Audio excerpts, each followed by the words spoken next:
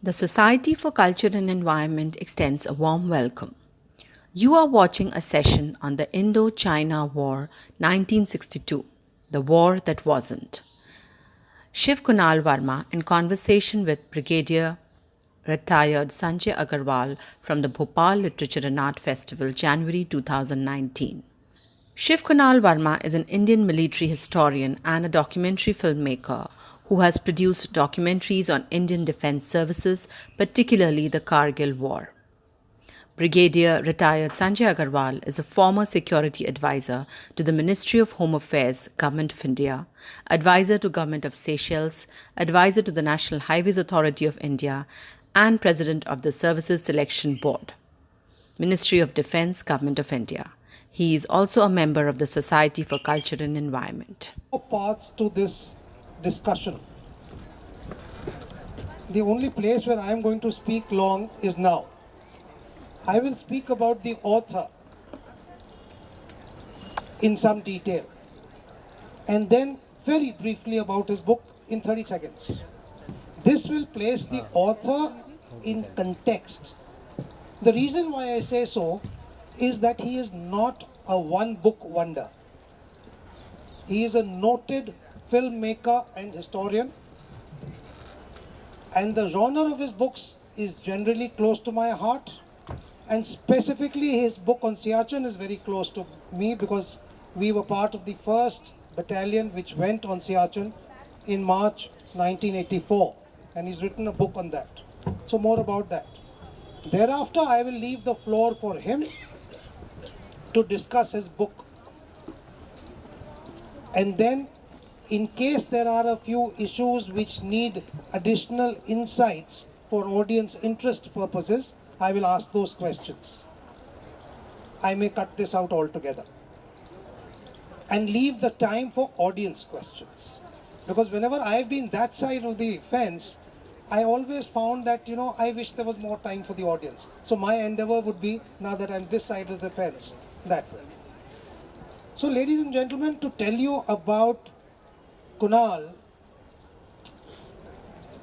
incidentally, his father, Major General Ashok Varma, is an infantry soldier who's seen combat, commanded 18 Rajput, was in 2 Rajput as a captain, which had serious casualties in war. He also had his tryst with NDA in 1977. His first job, you'll wonder why I'm talking about it. His first job was with a travel company, a Brit company, to discover and check out new trekking routes between Srinagar and Leh. I think that is what has given you, Kunal, a good eye for the ground. You see, in all your books, you can make out whether the writer, how closely involved with the routes is he? Is he an academician? Is he only a historian? Or has he been to the ground? Which he has. Not only to the battle zones, but to the actual spots where the combat took place. Now that's a distinction. And that's why this first job is important.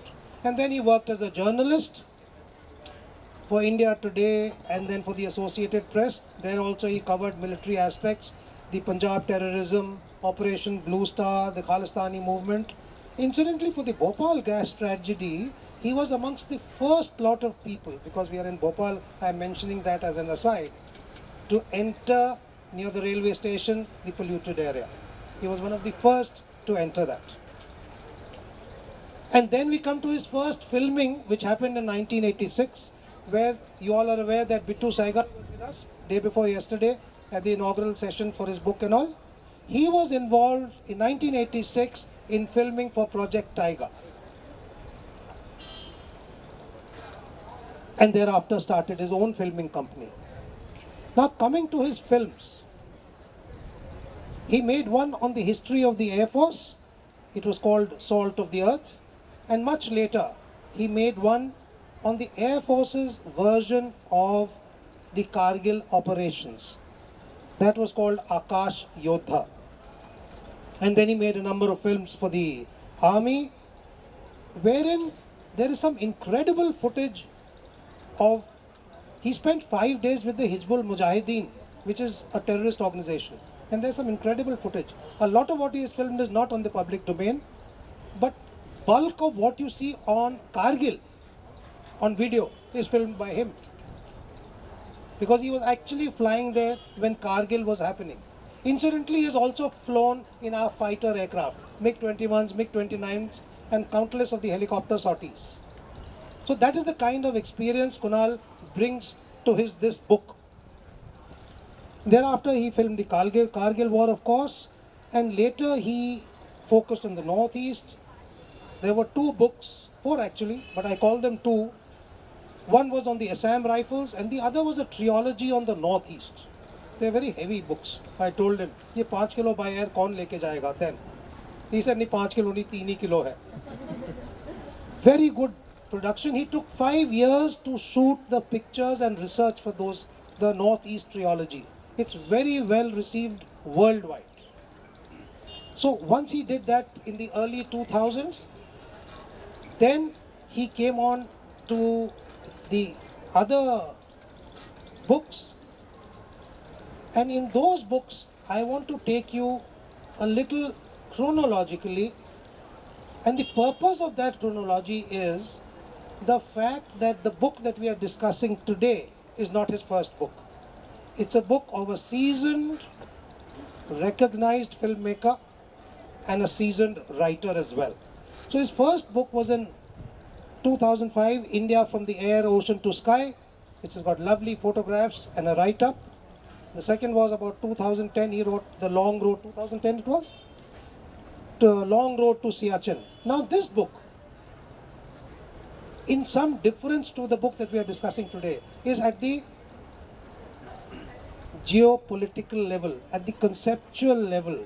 The geopolitics is there more, the larger picture is there more, rather than the nitty-gritty of fighting.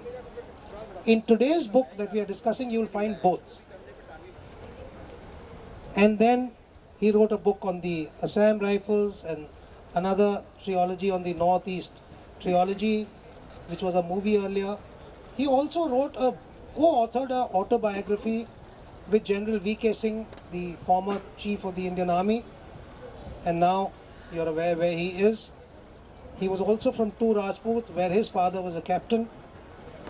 And then, only in 2016 has he written this book that we are discussing today on the 1962 war with China. He is now working on similar books on the 1965 war, then subsequently the 1971 war. He's also working on a trilogy for South India, where he tells me that he is largely finished with the Tamil Nadu portion. We look forward to his books. In addition, and time permitting, I will request him to speak to you about it, provided the audience is interested, or you could ask him a question. That's the best way to get an author to speak. He is also into it, and differently I am also into it, of spreading Indian military history and heritage to our schools, colleges and universities. I think that's a laudable project, and in the future we are going to work together on it. He is also working on an alternative education platform. Ideas for further questions beyond the book.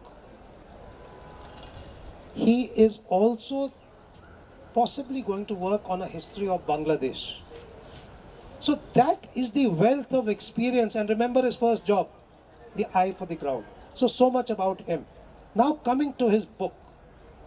I won't speak about the book, but I'll tell you why I like the book. He has a knack for connecting the dots. You see, when you read these kinds of heavy books, unless you're really into it, which many of us are not, you lose the sequence, you don't understand the why. So he connects the dots in such a way that the dynamics behind a decision come out very clearly. Isne aisa kiya. Arre, kyon kiya? By the time you ask the question, he's already answering it. Now that's a unique trait, to stitch it into a beautiful, understandable thing. You do not want a historical, chronological narration only. You want to understand. He does that very well. The second is that he is very objective. both in his praise and more importantly in his criticism. And this criticism is backed by solid research and facts. And that's something, if he doesn't cover, I'm going to talk to him about. He has actually traveled, that I have told you. That's another major thing that I like. And lastly, at the one end, he is sometimes discussing the nitty gritty. At the other end of the spectrum, his macro views are very clear, very objective, and easily explained. And as I told you, the dynamics behind a decision and the politics behind a posting, transfer, or an appointment, those are brought out. He's been a little kind in his book to Mr. Nehru, but if you see his interviews on YouTube, he's called a spade, and I'm sure he'll do that over here as well. So much about the book in indirect form. And now we have Kunal, the floor is yours. Thank you.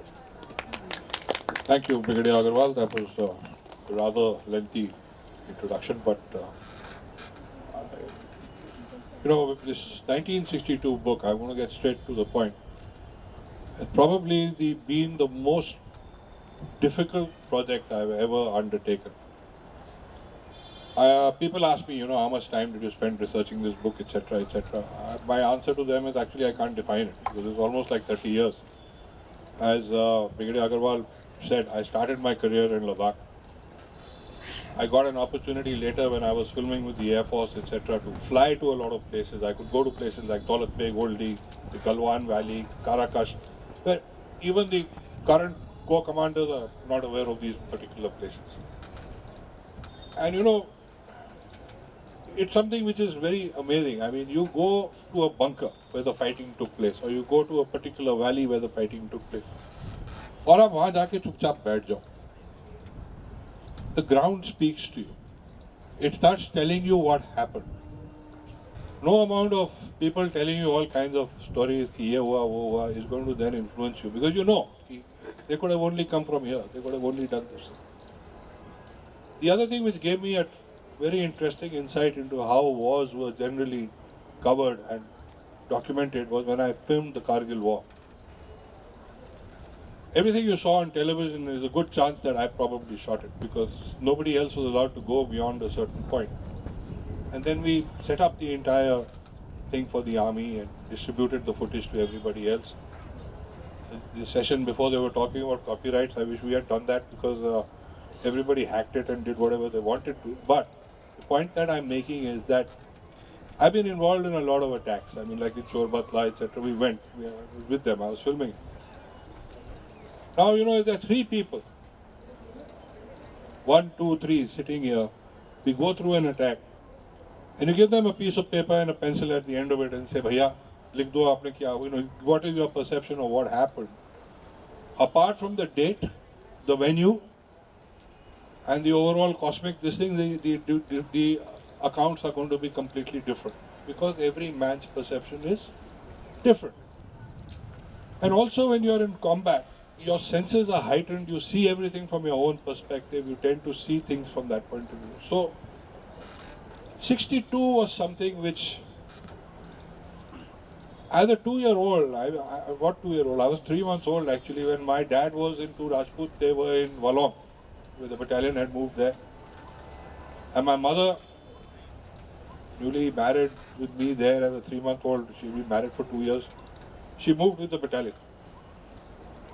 And the battalion rear used to be at a place called Teju, where we had a runway and stuff. And the Kamti Raja, the Kamti tribe, which is of that part of Arunachal, he actually later was an MP, a fellow called Chokaban Gohai. He built a hut for my mother. We crossed the Brahmaputra on elephant back. My dad apparently sat in front with me in his lap, and my mom was, according to her, hanging onto the tail of the elephant, which is, I think, a bit of an exaggeration. And we crossed the Digaru River. So we were there. I was 3 months old. I don't obviously remember anything of that. But by the time I was 2, my father got posted to the Indian Military Academy. He moved out.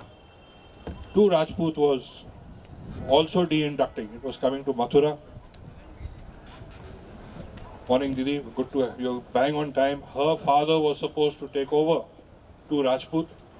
He was Colonel Avasti, and things happened differently when the battalion reached Misabari. By that time, that whole problem had begun. So the battalion was de-inducted, and they were not de-inducted. They were taken off the train, and they were told to go back to Namkachu. And then when the fighting began, we lost 281 men in the first hour of conflict, so to speak. As a 2-year-old, as a 3-year-old, I grew up in this environment. People had died who were family.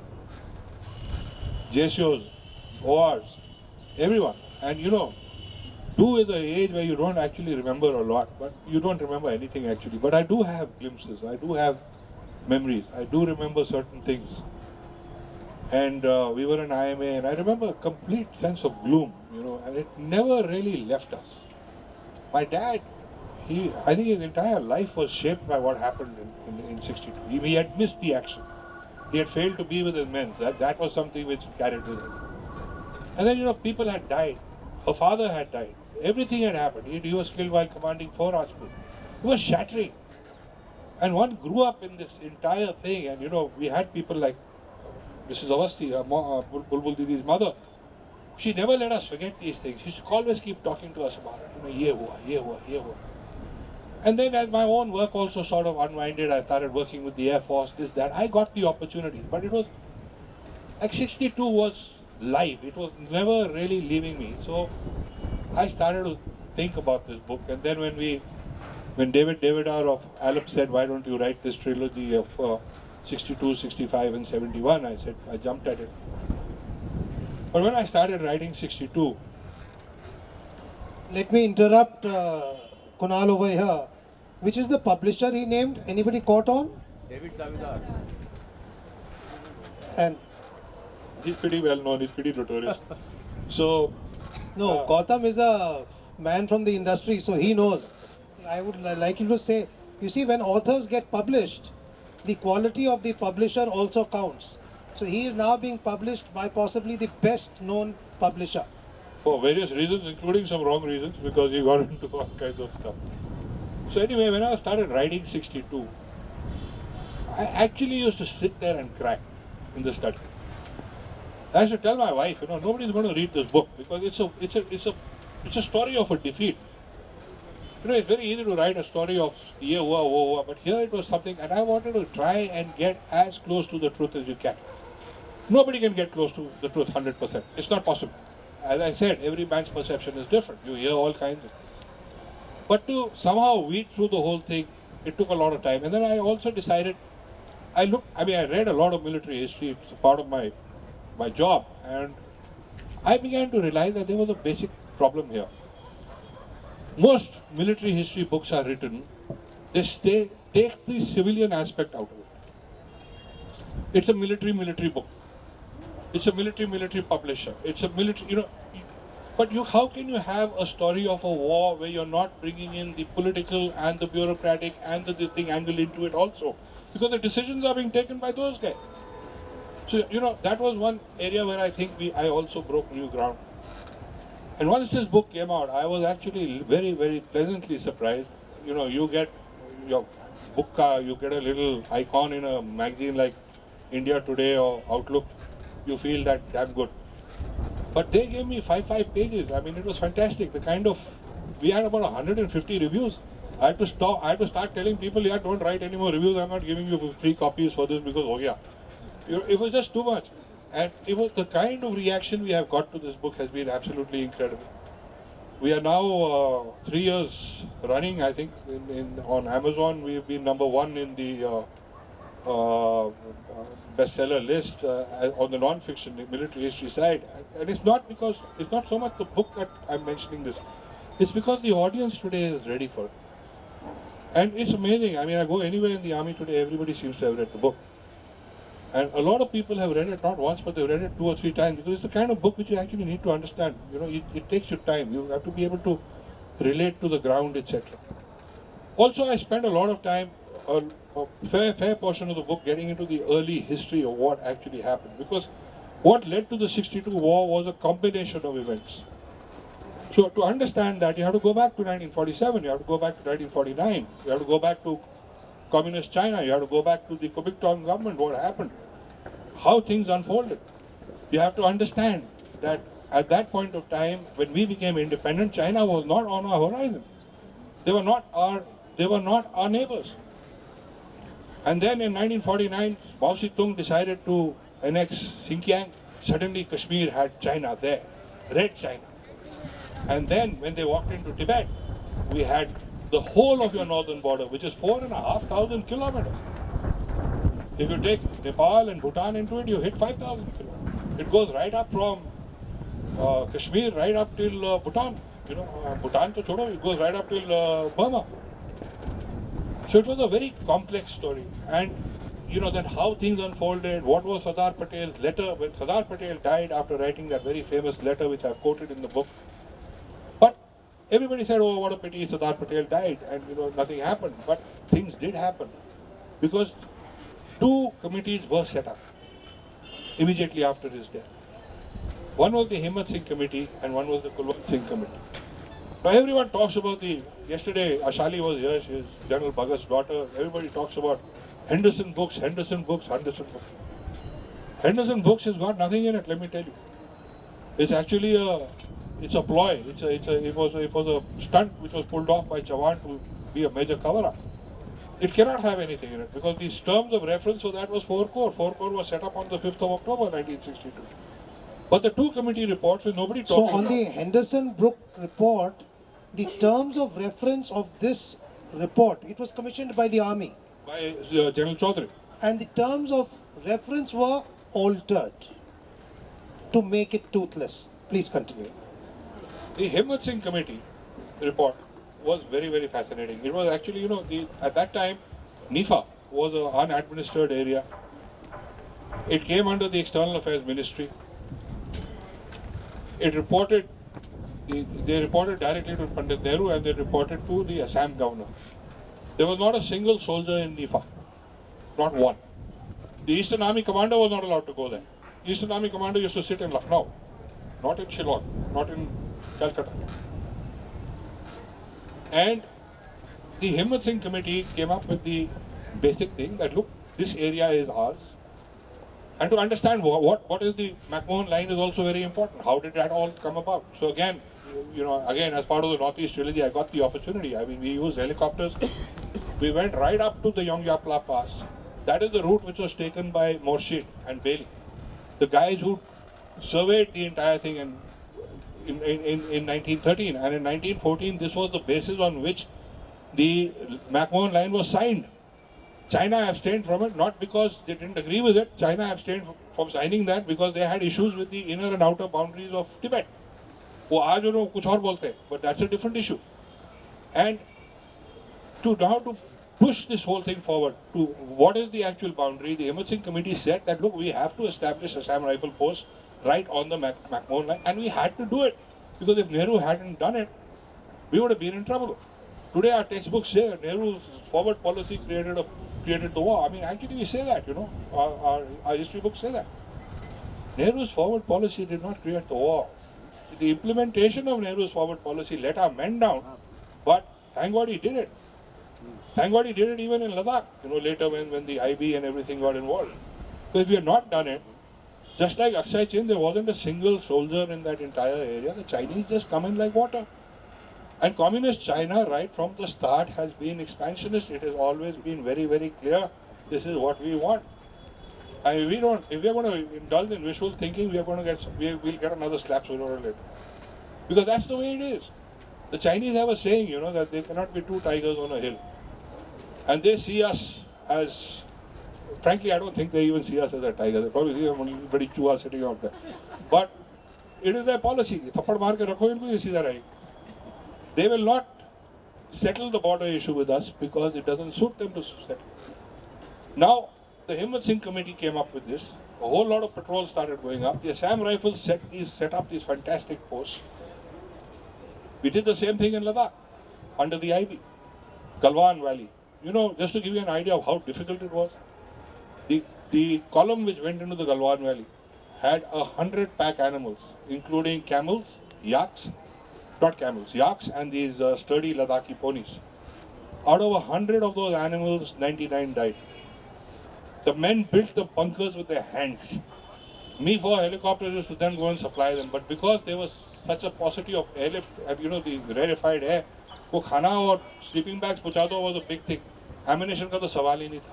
So what Kunal is bringing out, the sterling execution at the grassroots level, the fault being at the higher levels. Please continue. It was incredible. I mean, you've given orders to get there, they've got there. They've delivered, and they've actually built these little things. But at the same time, a lot of other drama was going on. The Kulwant Singh Committee, in 1953, it says that in 9 years we will fight China. I mean, how much more accurate do you want to get? Thorat later did the exercise Lal Killa, which was held in... And this Kulwant Singh Committee report was sent up, Everybody was else. read, and was ignored. Well, ignored kya sir? 1953, Kulwant Singh Committee said we are going to fight China in 9 years. 1954, Nehru signs the Panchsheel agreement with China. And do you know this?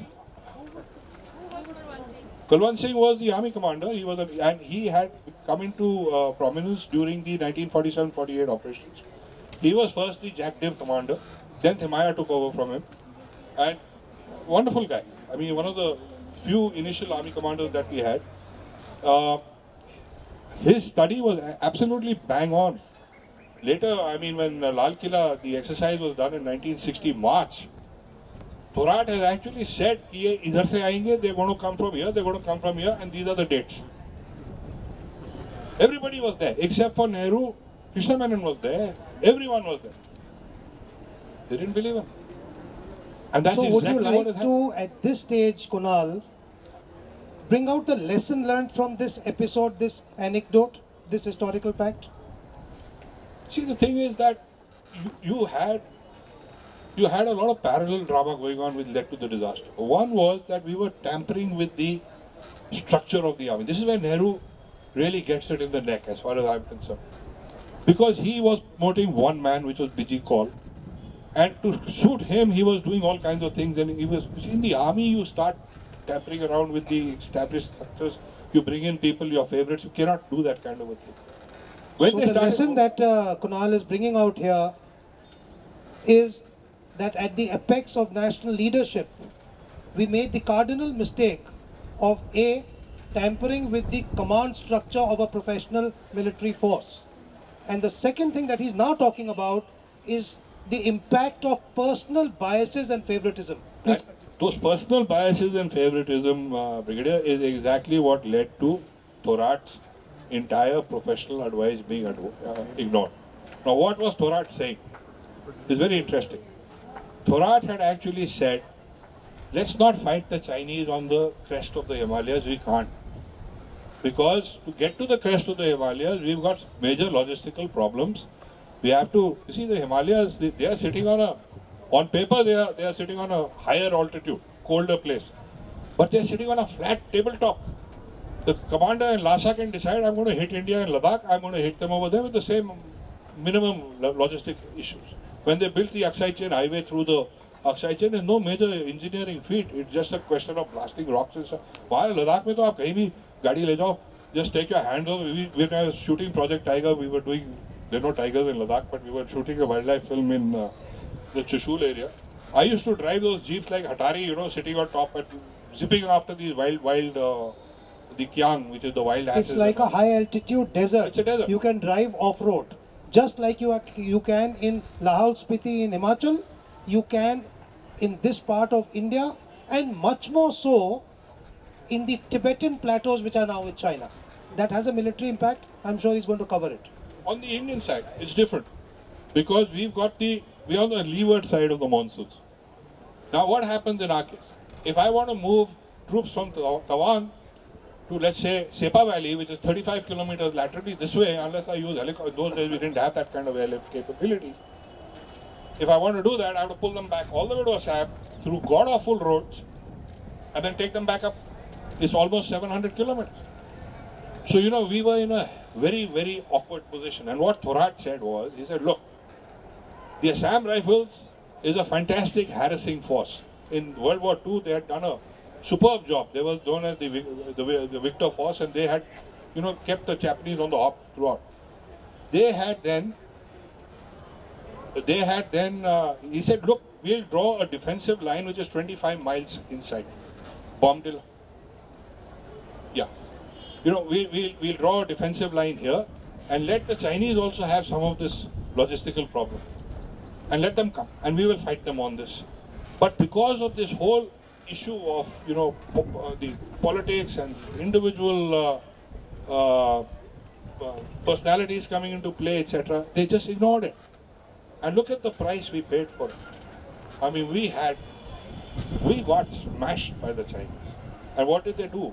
And the reason why I decided to call it a war that wasn't, because in actual fact, less than a brigade was involved in, came into contact with the Chinese in Nifa.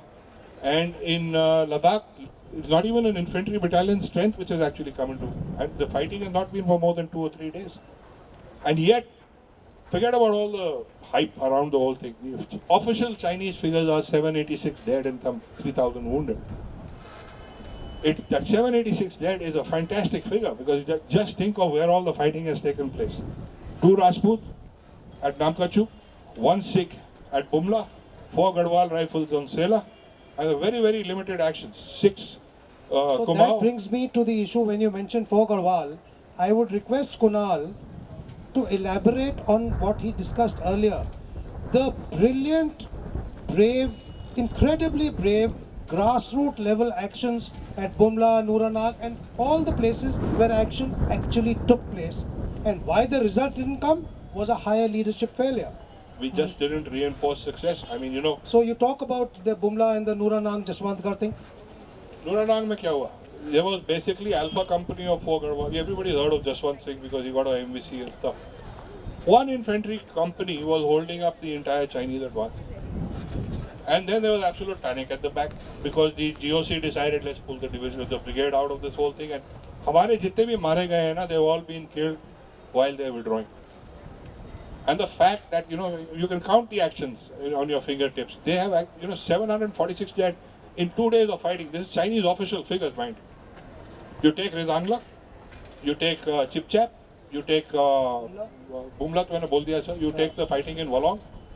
It's hardly anything. So it actually speaks volumes for the fighting quality of our soldiers who actually with those 303s and everything got in there and fought it. Poor Rajput at the Lagyala Gompa. They have created the look at the casualties that the Chinese have had. If you actually see the whole thing. Would you like to summarize this, Kunal, by telling us overall, not focusing now on the mistakes made, but the lessons learned? But before he does cover the lessons learned, let me give you one statistic of Rizangla.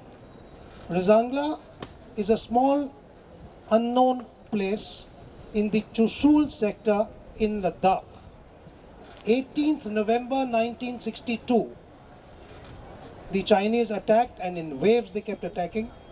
Look at the bravery of this company. A company normally has about 100 to 126, which is the total authorized strength. So out of the total of about 120 that were there, about 106 died on spot fighting. 113. 130. They have died, and rigor mortis has set in into the body with the finger on the trigger. We have today kept in our museum, I am from the Kumaon regiment, at Ranikhet, rupee notes with bullet holes. We used to carry mess tins to eat our food, little aluminium dabbas, riddled with holes. Nobody withdrew. So with that little brief window into the incredible bravery of the Indian grassroots level rank and file, the lessons learned, please. Lessons, I will reduce that to I'll knock the S off. I'll just bring it down to the lesson learned. If one brigade commander, forget about the generals, forget about the GOCs, forget about the corps commanders. If one brigade commander had the gurda to fight, let me tell you, we would have actually put up it would have been a different story. And had we brought in the Air Force. Now you can question him later why I didn't have. That is covered under his issue of the disastrous impact of favoritism, and he's mentioned BK Kaul, Biji Kaul, etc. We won't cover that. I won't ask any further questions, leaving you more time. Audience questions, please. Yeah. Give a mic wherever it's required. Audience questions. Yes, raise your hand. Anybody? No questions? I'm I'm surprised. surprised after such a Ah, yes, please. There's one. I thought I must cut my thing short. Yes, ma'am, after this. So I wish you would have continued some more time because I think the interruptions in between and we could not hear what he had to say. Sir, firstly, thank you very much. I had read the book and I had read all the books which came in the being from army. In about 62 war, the whole lot of books are there, as I'm sure we all know those who are interested in military history. Just if you feel appropriate, can you give your impression of what accounts which have come? Like 62 war, I remember this reading first the Neville Maxwell's book. That was the first we read, and then came John P. Dalby's book. Then there were counters to it. The whole lot of, if I remember, General Chaudhary also wrote a book. I'm just forgetting the name. Something came, kind of defending Krishna Menon and others. That no, they were not at that big a fault which we are telling. So, in researching about the book, I'm sure you have gone through everything else. So, can you just give your impression? What do you feel? Where are they? Was it, say, Neville Maxwell's book? The biggest criticism given is that he himself was a card holder communist. Probably he's gone about, giving their version more than, vilifying the hierarchy and the leadership. That was one thing. Then came, Brigadier Dalby's book. Can you give your impressions of where do you rate them? So, the Neville Maxwell has actually, the sad part is that in the immediate aftermath of the war, there was nothing on 62. It was a big void. Neville Maxwell was a Australian-born English journalist living in Delhi, and he was used by the government of India at that time because they wanted to save Nehru and the reputation. They released to him an edited version of the Henderson Books report, which was written by General Chaudhary in his own hand, by the way. And Neville Maxwell simply took what the Chinese propaganda was. But the problem with the Chinese propaganda was it talked about, we did this, we did that. They used that typical party language. उसने वो party language हटा दी उसमें से, and he has blasted the daylights out of us, and he has made the whole thing into an anti-Indian thing. And people, in the absence of any rejoinder, people accepted that. Then comes Dalby's Himalayan blunder. His son is a very good friend of mine, Michael Dalby. And in fact, when he knew I'm doing this book, he promptly sent me this book. My biggest problem with Brigadier Dalby's book is that book is ridiculous because he is a brigade commander. A brigade commander is not supposed to fight thinking about what the hell the Prime Minister is saying and what the hell the Defense Minister is doing. Imagine if, as a commander today, you are supposed to defend a particular thing. मैं तो नहीं लड़ता, निर्मला सीतारमण तो मद्रास में घूम रही है, मोदी जी कुछ और कर रहे हैं. It's got no relevance. The whole book is about that. And in fact, all the books which are written were very self-seeking. They wanted to. Bijy Kaul wrote a book about the whole. Bijy Kaul's book, as the corps commander, the man doesn't know the difference between Sela and Chela.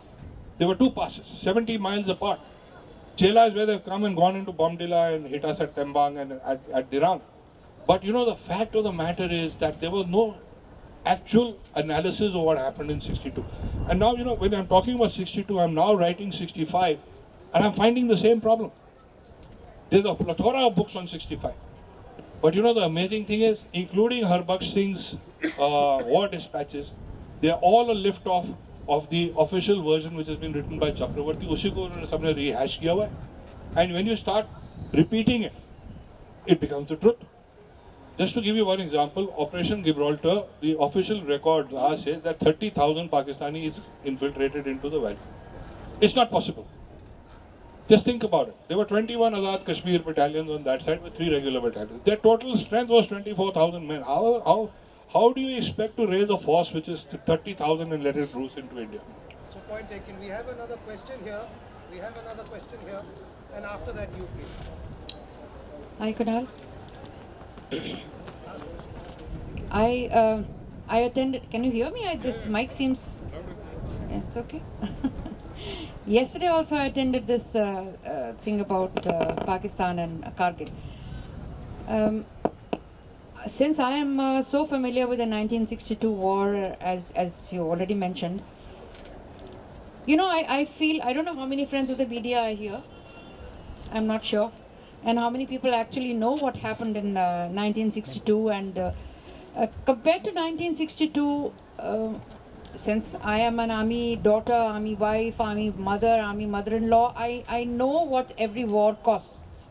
And I know what it means to be in the army and to belong to the army. But strangely, I find that 1962 is like a black void in the memory of people, in the knowledge of the army, in actually what happened. So what's How your can question, ma'am? How can we actually get people to know what happened? A book is one thing, but can we not do some kind of a concerted effort to make people really realize what happened? What really happened then? You know, just an occasional thing in the dark, shot in the dark, doesn't really help for so many friends here who want to know what actually happened. Can the media help us? Who can help us really? Well, People like us, like me. Basically, I think that's a pretty good point because the 62 book has had a very, very, very solid impact. And in fact, I've now been approached by quite a few guys who want to buy the rights of the book and they want to make a feature film on it. And I'm actually telling them that, look, I'm not very keen on doing a one-off feature film. Let's do something like The Band of Brothers, where we actually have a series of 10 films, because the 62 was a complex scenario. There's a drama going on in Delhi, there's this happening. There's no point making a film where, you know, Lata Mangeshkar singing a song and everybody loading the breach over 303 and firing into the dark, because that kind of stuff, enough is enough. We need to understand what happened, because unless we understand what happened, we're going to keep making those mistakes. And today what we are also doing as a parallel thing is I'm now taking this into schools in a very, very big way. And Vellum Boys in Dehradun has been leading this initiative. This year we held the seminar. We had 40 schools, including the Doon School, Mayo College, Sadar, DPS Srinagar, somebody from Ranchi. And these schools, when I say we had schools, I mean they sent syndicates of six children and a teacher. So the whole thing is beginning to gain some traction. But we do need government support, because unless we, you know, these are the elite schools, but we are hoping the elite schools will then. That's exactly it. You know, we are working towards it. Let's hope we'll be able. So we have the last question, and here is the question coming up. Yes, please. Hello, sir. My name is Vivek. My question is, China shares border agreement with 14 countries, and so do you see any border agreement with China in the near future, as we see China's clout in the entire Indian Ocean and the northern border also? As sir said, you are still doing research as well. See, I'll be very frank with you, and I'll answer that as bluntly as possible. China is not going to solve the border issue with us because they're not interested in a war with us. But they're going to keep you off balance by fingering you, by moving one formation, moving. And ours is such reactive politics. We go into it easy. There's a reason for it, because China actually does not want you to start thinking navy. The real fight is actually going to take place in the Indian Ocean eventually. So they're saying, "Inko yahan pe keep them off balance." As it is, we are a landlocked mindset. We don't think navy. We own the Andaman Islands. We are sitting on 6 and 8 degree channels. Put a couple of squadrons of fighters there, put your best ships there, then see what the drama starts happening. They are diverting our attention. They are. And therefore they will not solve the problem with us. They've solved it with everybody else. But हमारे साथ नहीं करेंगे and Bhutan के साथ नहीं करेंगे. So any closing comments, Kunal? Closing comments, please. So why is it? I mean, you have a lot of, you have a very strong view about it, and there are people like you experience it. And why is it that the government is not taking the, your, I don't know, the inputs? So, ma'am, for the benefit of the audience, you please take a mic. Okay. Why isn't the government taking your inputs, which, I mean, this has been a fabulous session, and you say you want to, the kids should be knowing about what has happened in the country. So why isn't your input being taken by the people who matter? Because we can't afford these bodies coming in coffins every minute of the day. That's very right. Yes. When we started this military history thing, I addressed the whole of Vellum Boys. And everybody was skeptical. I mean, they said, come on, military history, kids, class 7, 8, 9. Best questions are coming from class 7, 8, huh? Okay, not from the senior boy. So this is what I told them in a quick nutshell. I said, listen, some of you are going to be leftists when you grow up, some of you are going to be right of center, some of you will be corporate, some will go to the police, a few will go into the armed forces. 90% won't give a damn. But please be informed citizens. Because if you know what the reality is, in fact, one person accused us. They said, you guys are teaching military history. You guys are going to make, you're trying to create a maritime scenario, kind of a martial kind of a thing. I said, do you realize that what we are trying to do is actually a pacifist movement? You understand war, you'll never go to war. But for that, you kids who are all over here, everybody sitting here has to understand what happened. And when you know what happened, you will not let it happen. Otherwise, the politicians will take you by the nose and take you left, right, and center. So, ladies and gentlemen, Kunal's book is available in the counter right down below. He will be available there for those of you who wish to purchase the book and get it signed by him. As also use the opportunity to ask any questions which you didn't feel like asking in public. Thank you, ladies and gentlemen. Thank you, Kunal. Thank you very much. Thank you. Thank you for watching the session from BLF 2019. Kindly subscribe to our channel for more such videos.